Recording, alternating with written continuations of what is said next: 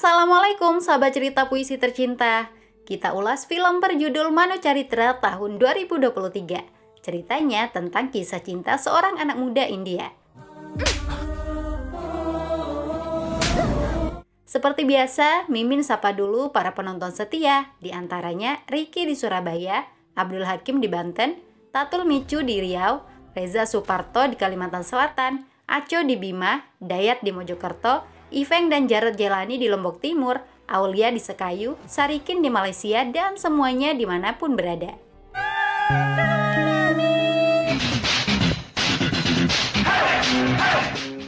Seorang pemuda pengangguran bernama Manu mencintai mahasiswi cantik bernama Serafia.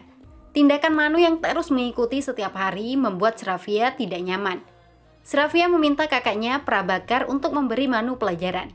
Manu yang tidak tahu jika Prabakar adalah kakak Serafia memberikan perlawanan. Semua anak buah Prabakar dihajar dengan penuh gaya. Di hadapan Manu sang jagoan, lawan hanya butiran awan.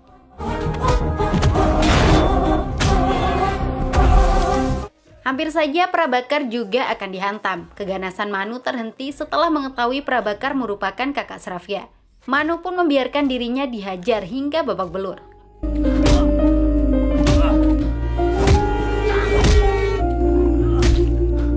Serafia masuk kampus meninggalkan Manu yang sudah terluka. Manu masih saja bergaya dengan kacamata dan motornya. Kekerasan yang dilakukan Prabakar tidak membuat Manu jera. Manu justru lebih agresif lagi. Dia memasuki kampus berteriak-teriak mencari Serafia.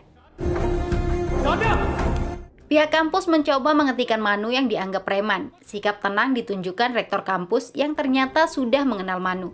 Rektor yakin Manu tidak akan melewati batas karena dulunya Manu pernah menjadi mahasiswa terbaik di kampus tersebut.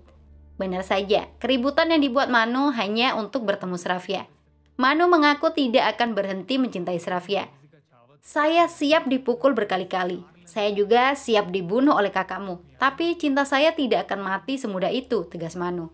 Keberanian Manu karena yakin jika Serafia juga mencintainya. Manu bisa melihat cinta di mata Serafia. Akhirnya hati Serafia luluh juga. Serafia menerima cinta Manu. Mereka berpacaran. Berpacaran dengan Manu membuat Serafia bahagia. Cinta Serafia yang kini jauh lebih besar dan ingin menikah dengan Manu. Serafia juga meminta izin kepada kakaknya agar hubungan mereka direstui. Serafia mulai berani mencium pipi Manu. Sikap Serafia membuat Manu marah-marah. Manu mengaku tidak ingin menikah dengan Serafia karena merasa terlalu banyak perbedaan di antara mereka. Saya bukan orang yang tepat untukmu. Kita putus, ucap Manu pergi. Serafia kaget dengan sikap Manu yang tiba-tiba berubah. Dengan mudahnya, Manu memutuskan cinta. Manu sendiri tidak peduli dengan perasaan Serafia. Manu melanjutkan hidupnya dengan mencintai gadis lain. Anehnya, Manu selalu melakukan hal yang sama. Dia berjuang keras membuat wanita yang diincar jatuh cinta. Setelah berhasil pacaran, dengan gampangnya Manu mengucapkan kata putus. Tidak hanya soal cinta, sikap yang sama ditunjukkan Manu dalam pekerjaannya. Manu terbiasa gonta-ganti profesi semaunya. Sahabat dekat Manu, Nandu yang memiliki usaha warnet selalu memberikan bantuan dan perhatian. Terlebih lagi, Manu jauh dari orang tuanya. Nandulah yang selama ini mencarikan Manu pekerjaan. Padahal Manu sendiri seperti tidak peduli dengan hidupnya. Karakter Manu membuatnya semakin sulit mendapat pekerjaan baru. Nandu mengajak Manu untuk meminta bantuan orang berpengaruh bernama Rudra. Di sana ada kakak Serafia, Prabakar yang ternyata tangan kanan Rudra. Baru saja Manu bertemu Rudra, dua orang bersenjata berusaha menembak Rudra. Untung saja Manu spontan bergerak cepat menyelamatkan Rudra. Para penyerang kemudian melarikan diri setelah gagal melakukan pembunuhan. Rudra yakin jika serangan itu direncanakan oleh saingannya, Muti Reddy. Rudra berterima kasih kepada Manu karena telah diselamatkan. Manu ditawari bekerja sebagai anak buahnya saja daripada di tempat lain. Tapi Manu menolak tawaran itu. Manu tidak mau menjadi preman. Rudra kemudian pergi menemui wali kota Warangal, Janardan Kaka. Selama ini Rudra bekerja untuk kepentingan politik dan bisnis Janardan Kaka. Rudra meminta diizinkan untuk membunuh saingan mereka, Muti Reddy. Tapi Kaka melarang Rudra karena pemilu sudah semakin dekat. Rudra diminta tetap tenang hingga pemilu selesai. Sementara Manu melanjutkan aktivitasnya melakukan PDKT dengan cewek baru bernama Aisyah. Manu mengaku mencintai Aisyah setelah sering membaca blognya yang banyak menulis tentang kisah cinta.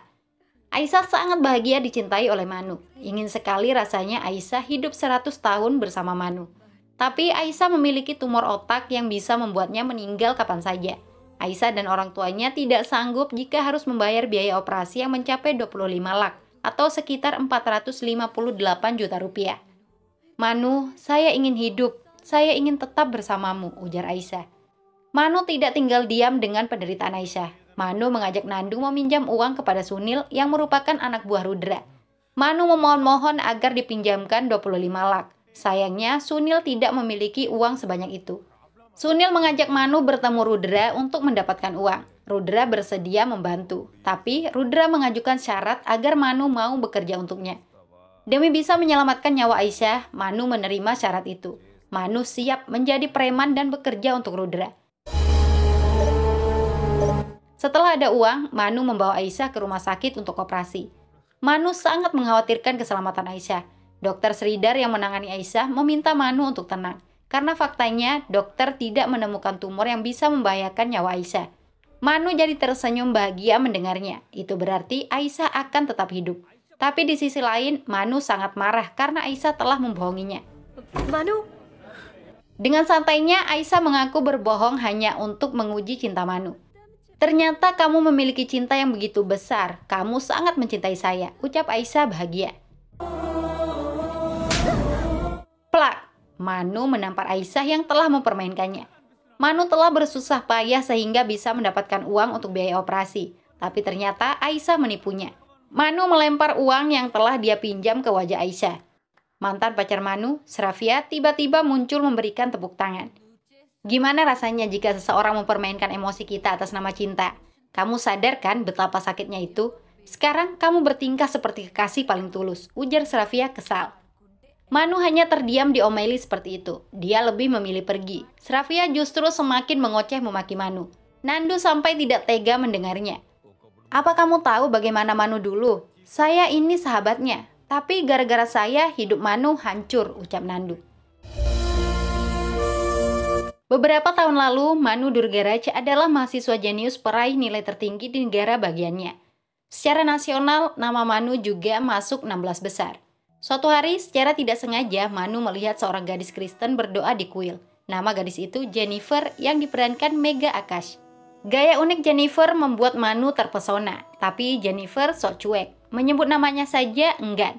Meski begitu, Manu tetap berusaha melakukan PDKT. Nandu selaku sahabat dengan setia menemani Manu untuk membuat Jennifer jatuh hati. Informasi yang didapatkan Manu dari temannya, Jennifer melanjutkan kuliah S2 di kampus teknologi Fahdevi yang tergolong kampus kecil. Manu ingin kuliah di tempat yang sama, padahal dia memiliki kesempatan masuk kampus Institut Nasional Teknologi yang merupakan impian semua orang. Rektor kampus sampai kaget melihat berkas pendaftaran Manu. Bagaimana mungkin seorang peraih nilai tertinggi memilih kuliah di kampusnya? Manu sendiri masuk kelas dengan semangat karena Jennifer ada di sana. Respon Jenny justru merasa risih dengan kehadiran Manu. Tidak lama rektor kampus mendatangi kelas mereka. Secara khusus, rektor menanyakan alasan Manu masuk kampus teknologi Fahdevi. Padahal, Manu memiliki kesempatan mendapatkan gelar dari kampus Institut Teknologi Nasional dan bisa bekerja di perusahaan multinasional. Manu memberikan jawaban jujur. Dia masuk kampus Fahdevi demi seorang gadis. Gadis yang saya cintai masuk kampus ini, makanya saya juga kuliah di sini.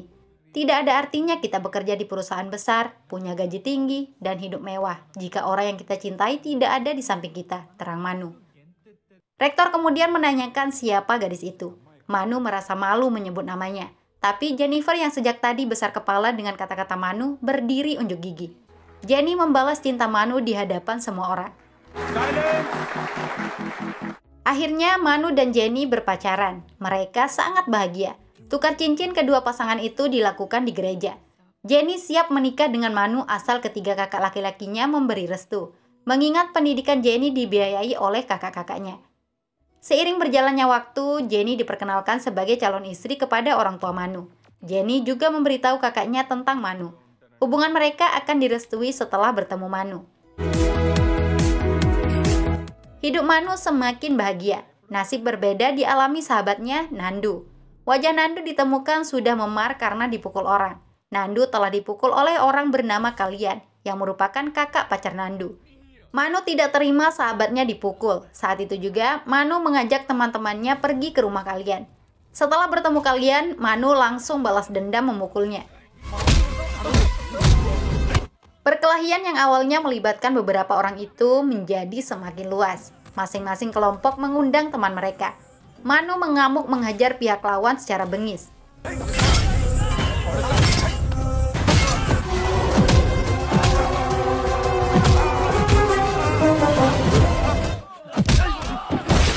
Pertarungan itu terhenti setelah Sunil datang.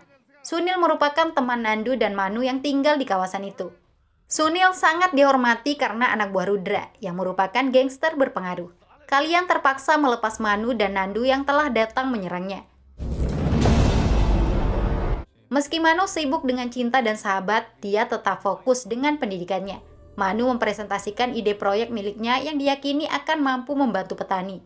Kejeniusan Manu mendapat apresiasi tinggi dari rektor dan semua pihak. Dalam waktu dekat, Manu akan dipertemukan dengan beberapa perusahaan teknologi. Sesuatu yang tidak diduga terjadi. Jenny menangis karena dua kakaknya masuk rumah sakit. Manu datang untuk menjenguk. Ternyata kakak-kakak Jenny terluka parah karena dipukul oleh Manu dalam perkelahian kemarin.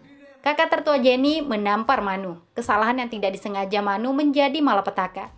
Sejak saat itu, Jenny dilarang berhubungan dengan Manu lagi. Manu sudah tidak bisa menghubungi Jenny. Syukurnya, Jenny diizinkan pergi ke gereja dan bisa menelpon Manu menggunakan HP orang lain. Mengingat HP Jenny sudah disita keluarga. Manu bergegas menemui Jenny. Setelah mereka bertemu, Jenny mengungkapkan kekhawatirannya karena keluarga benar-benar membenci Manu. Jenny sangat berharap Manu bisa meluluhkan hati keluarganya. Tiba saatnya Manu harus mempresentasikan proyeknya di hadapan pihak perusahaan. Manu dengan lancar melakukan semua itu meski tanpa persiapan. Maklum saja, Manu orang yang cerdas dan jenius. Presentasi belum selesai, Manu terus-terusan ditelepon temannya. Informasi yang sangat menyakitkan diterima Manu, bahwa Jenny sudah ada di gereja untuk melakukan pernikahan dengan pria pilihan keluarganya. Manu tidak mempedulikan apapun lagi. Dia pergi meninggalkan presentasi untuk menggagalkan pernikahan Jenny. Manu melepas kesempatan emasnya demi cinta. Naas bagi Manu, sebuah truk menabraknya di jalan. Manu jatuh pingsan, cincin di tangannya juga terlempar. Sopir truk itu ternyata kalian yang sengaja menabrak Manu karena dendam. Manu gagal menghentikan pernikahan Jenny. Manu bangun dari pingsannya setelah mendapat perawatan dokter. Di kepala Manu hanya tentang Jenny, padahal orang tua Manu yang selalu ada dalam situasi apapun. Manu mengetahui dari Nandu jika Jenny telah menikah dan pindah ke Dubai bersama suami serta keluarganya. Fakta itu membuat dada Manu sesak. Segalanya telah dia korbankan untuk cinta, tapi berakhir duka. Manu belum bisa move on. Cincinnya yang hilang saat ditabrak selalu dicari selama 4 bulan terakhir. Nandu memarahi Manu yang masih terpenjara masa lalu. Nandu merasa bertanggung jawab dengan kondisi Manu saat ini. Karena gara-gara masalah Nandu, Manu berkelahi dengan kakak Jenny. Hidup Manu semakin rusak. Untuk melupakan Jenny, Manu mulai merokok, mabuk-mabukan hingga mengkonsumsi narkoboy. Manu berkali-kali menelpon nomor terakhir yang digunakan Jenny. Padahal nomor itu milik cewek lain yang HP-nya sempat dipinjam oleh Jenny. Masa depan Manu benar-benar telah hancur. Patah hati membuat kecerdasan dan kejeniusannya tidak berguna. Manu seperti mati suri, yang hidupnya tak berarti. Untung saja ada Nandu yang setia menemani.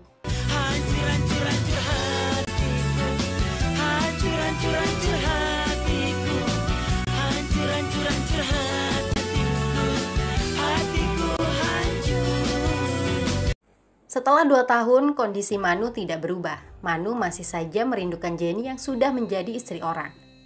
Tetangga baru Manu, Stella yang seorang guru, naksir kepada Manu. Stella tidak malu-malu menggoda dan mengungkapkan cintanya. Sayangnya Stella tidak menarik di mata Manu. Tidak bosan-bosannya Nandu menasihati Manu untuk melupakan Jenny dan melanjutkan hidup. Manu harus bangkit, karena cinta itu tidak seharusnya menghancurkan hidup seseorang. Ada saran yang sangat bijak dari Nandu. Jika Manu ingin bisa melupakan mantan pacarnya, maka Manu harus jatuh cinta lagi. Cinta adalah satu-satunya obat yang bisa menyembuhkan rasa sakit akibat cinta, ucap Nandu. Saran Nandu benar juga.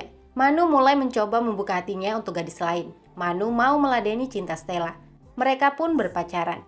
Manu berusaha mencintai Stella, tapi sama sekali tidak bisa. Manu mengajak Stella putus. Let's break up. I'm sorry. Selanjutnya, Manu mencari gadis lain yang bisa membuatnya jatuh cinta. Salah satunya Sravia. Setelah berpacaran dengan Sravia, Manu juga tidak merasakan getaran cinta. Itulah yang membuatnya memutuskan Sravia. Manu terus berpacaran dengan banyak gadis, tapi tidak ada yang bisa membuatnya melupakan Jenny.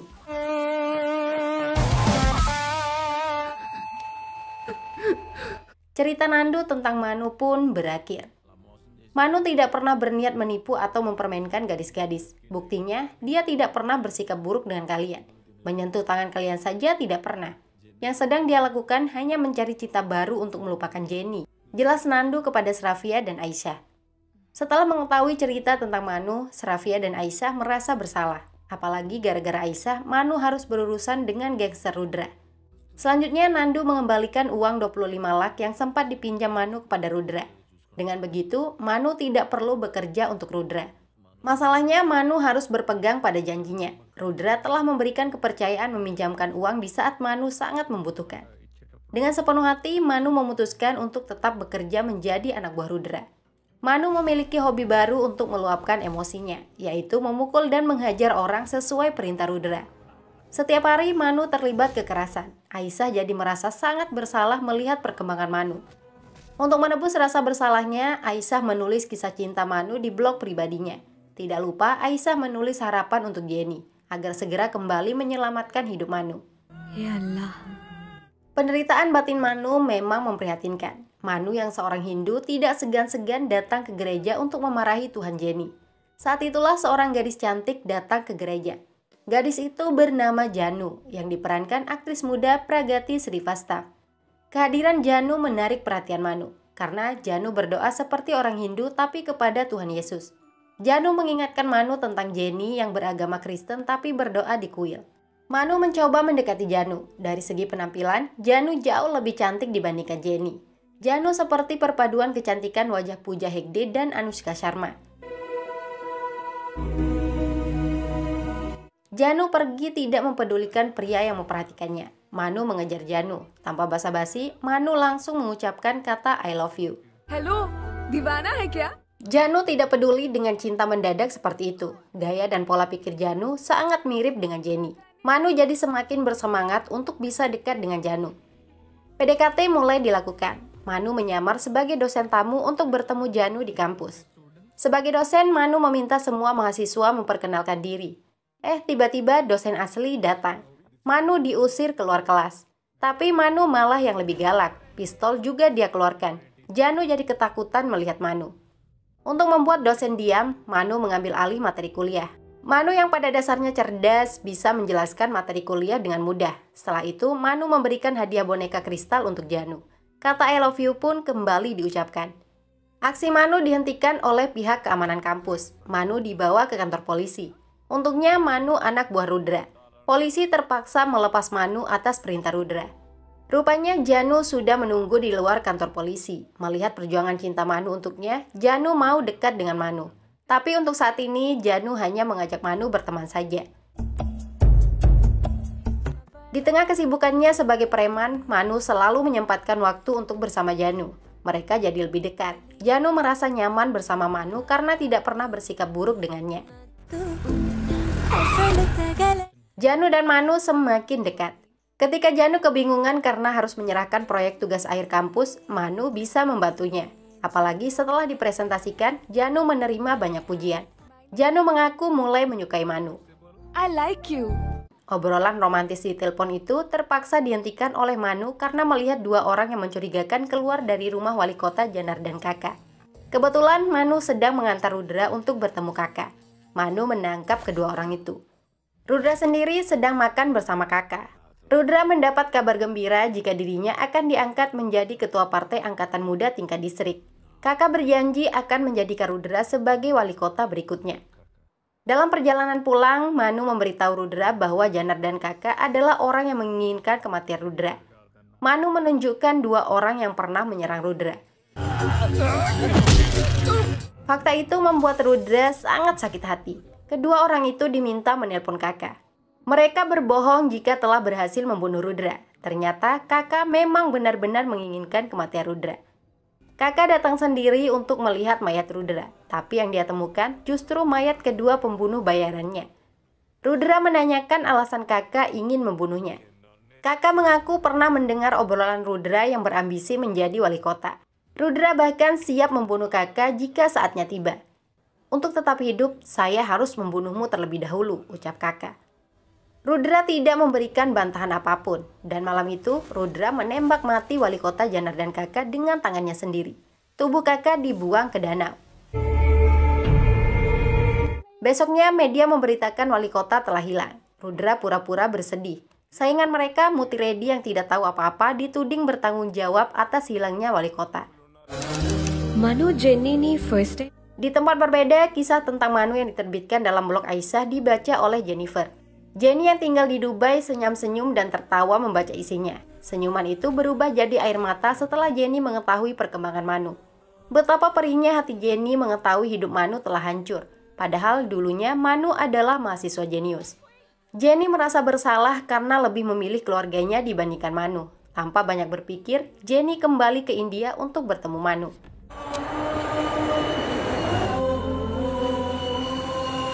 Segalanya menjadi lebih rumit ketika tulisan tentang kisah cinta Manu dibaca juga oleh Janu.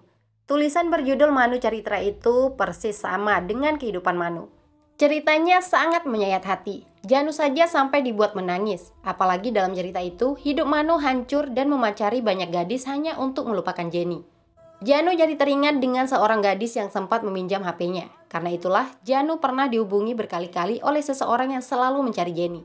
Janu baru menyadari jika gadis yang meminjam HP dulu adalah Jenny, dan pria yang sering menelponnya adalah Manu. Janu kemudian mengajak Manu bertemu. Janu menanyakan apakah Manu masih mencintai Jenny. Manu menjawab, iya. Manu juga mengakui memacari banyak gadis untuk melupakan Jenny. Apakah kamu mencintai saya juga demi bisa melupakan Jenny? Tanya Janu. Sekali lagi Manu menjawab, iya. Janu jadi kesal dan menampar Manu. Janu sangat kecewa, marah, dan merasa telah dipermainkan. Rasa cinta yang sudah mulai tumbuh di hati Janu seketika berubah menjadi benci.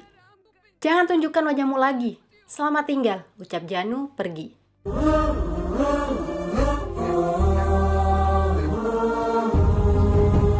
Manu hanya diam tidak tahu harus berkata apa. Hatinya terasa perih ditinggalkan oleh Janu. Lalu tiba-tiba Manu tertawa bahagia. Manu baru menyadari jika dirinya telah jatuh cinta lagi. Manu ingin hidup bersama Janu.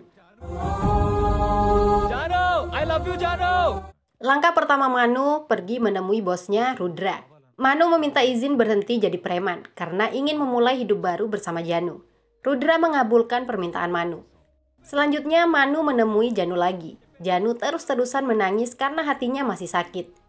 Janu, saya sangat mencintaimu. Saya menyadarinya setelah kamu pergi. Saya berjanji akan meninggalkan semua kebiasaan buruk selama ini, ucap Manu. Kemarahan Janu tak luntur juga. Hal yang tidak mereka sadari, Jenny yang sudah ada di India menjadi saksi obrolan mereka. Jenny tidak mungkin menyapa Manu saat itu karena waktunya tidak tepat. Kata-kata Manu yang akan meninggalkan kebiasaan buruknya bukan sekedar janji gombal. Manu benar-benar memulai hidup baru. Dia juga mendaftar sebagai dosen di kampusnya dulu yang merupakan tempat mantan pacarnya Srafia kuliah. Manu seperti terlahir kembali. Ingatannya tidak lagi tentang Jenny, tapi Janu. Masalahnya semua perubahan itu tidak membuat Janu kembali. Janu bahkan akan pergi ke Gujarat. Sorry Nandu. Di sisi lain, polisi terus melakukan penyelidikan hilangnya wali kota Janardan kakak. Polisi berhasil menemukan mayat wali kota dan mayat lainnya di sebuah danau. Polisi memiliki bukti kuat jika pelakunya adalah Rudra. Karena salah satu anak buah Rudra telah bekerja sama dengan polisi. Betapa marahnya Rudra dengan apa yang terjadi. Prabakar memberitahu Rudra tentang aktivitas Manu yang sering bertemu inspektur polisi. Prabakar yakin jika pengkhianat itu adalah Manu. Rudra pun memerintahkan anak buahnya membunuh Manu. Nandu mengetahui dari Sunil jika Rudra ingin membunuh Manu. Nandu mendatangi Rudra agar tidak mengambil keputusan keliru. Tidak mungkin Manu tega melakukan pengkhianatan. Rudra tidak peduli dengan penjelasan Nandu. Manu harus dibunuh. Akibatnya Nandu yang terlebih dahulu dibunuh karena berusaha melindungi Manu. Sementara Janu sudah berada di stasiun kereta api untuk pergi ke Gujarat. Jennifer tiba-tiba datang menghampirinya. Jenny bicara jujur tentang tujuannya datang ke India untuk mengobati luka hati Manu. Syukurnya Manu telah menemukan Janu yang sangat dicintai. Jika sekarang kamu juga meninggalkan Manu, saya sangat takut membayangkan apa yang akan terjadi pada Manu, ucap Jenny. Jenny memohon agar Janu tidak meninggalkan Manu. Meski Manu masih mengingat Jenny, tapi yang ada di hati Manu saat ini hanya Janu. Manu orang yang baik, terimalah cintanya, ujar Jenny pergi. Setelah bertemu Jenny, Janu menelpon Manu. Janu mengaku ingin bertemu Manu. Secepatnya Manu pergi menyusul Janu. Baru saja sampai gerbang stasiun kereta api, Manu menerima kabar duka dari Sunil bahwa Nandu telah dibunuh oleh Rudra. Sunil meminta Manu bersembunyi, tapi Manu justru mendatangi rumah Rudra. Dan betapa hancurnya hati Manu, sahabat terbaiknya ditemukan sudah tergeletak menjadi mayat. Manu seperti tidak percaya Nandu sudah meninggal. Rudra muncul tanpa rasa bersalah. Manu melampiaskan amarahnya kepada Rudra. Anak buah Rudra tidak ada yang membantu, karena ternyata Prabakar selaku tangan kanan Rudra adalah pengkhianat sebenarnya. Manu sepuasnya menghajar Rudra. Manu mengejar Rudra yang mencoba melarikan diri. Di tengah pertarungan itu, Janu masih menunggu. Namun HP Manu sudah tidak bisa dihubungi lagi. Dengan berat hati, Janu naik kereta api pergi ke Gujarat. Manu sendiri harus membalas kematian sahabatnya. Beberapa polisi berusaha menghentikan Manu, tapi Manu justru menggunakan pistol polisi untuk menembak Rudra hingga mati. Atas pembunuhan yang dilakukan, Manu dihukum 7 tahun penjara. Setelah masa hukuman selesai, Manu keluar penjara untuk melanjutkan hidup. Manu tersenyum melihat perkembangan di luar. Prabakar telah bersekutu dengan Mutiredi. Itulah gambaran politik dunia. Sebuah mobil mewah tiba-tiba berhenti di depan Manu. Dialah Janaki Patel yang kini telah sukses. Janu adalah direktur utama sebuah perusahaan. Itu berkat proyek yang dibuat Manu dulu, sedangkan Manu diangkat sebagai CEO perusahaan tersebut. Ternyata Janu tidak pernah meninggalkan Manu dimanapun dia berada. Mereka melanjutkan hidup bersama dengan bahagia. I love you too, Janu. Film berakhir di sana. Sudah dulu ya, sampai jumpa.